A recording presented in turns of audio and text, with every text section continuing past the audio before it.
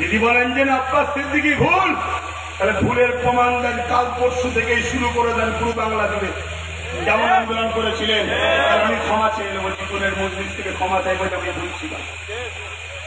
কি ভাই ভুল হতে পারে? আন্দোলন শুরু করে প্রত্যেকটা আলেম, প্রত্যেকটা উলামা, প্রত্যেকটা মসজিদ, প্রত্যেকটা খানকা, সব জায়গা থেকে আওয়াজ উঠবে, ওয়াকাফ আমাদের, কবরস্থান, মসজিদ, মাদ্রাসা আমাদের ইসলামের ঐতিহ্য। এই ঐতিহ্যের উপরে যে হাত তুলবে তার কারো হাতকে আমরা ভেঙে দেওয়ার চ্যালেঞ্জ দিচ্ছি।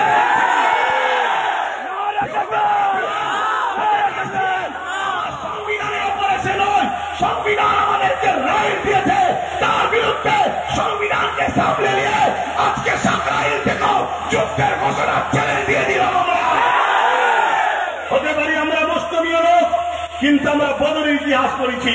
হতে পারি আমরা মুসলিমীয় লোক, আমরা সালাউদ্দিনের ইতিহাস পড়েছি। হতে পারি আমরা মুসলিমীয় লোক, আমরা পড়েছি হযরতে গরিবের নওয়াজ হিন্দুস্তানের বাদশার ইতিহাস পড়েছি। এই অন্যায় কখনো মাথা তুলে দেওয়াতে পারে না। অন্যায় বারবার মিটেছে, অন্যায় আগামীতে মিটবে, কিন্তু আপনি কোন দিকে থাকবেন? অন্যায়ের পক্ষে না ন্যায়ের পক্ষে?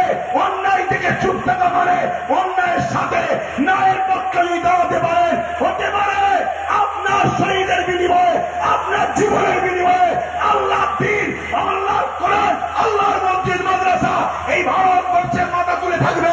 এর বিনিময়ে আপনাকে আল্লাহ নাজাত দিতে পারে, এই আশায় আপনাদের অঙ্গীকারবদ্ধ হতে হবে। আগামী দিন আরো লড়াই আমাদের চলবে। রাজি আছেন তো? নাকি পিছিয়ে গেলে হবে না? বা আর 500,000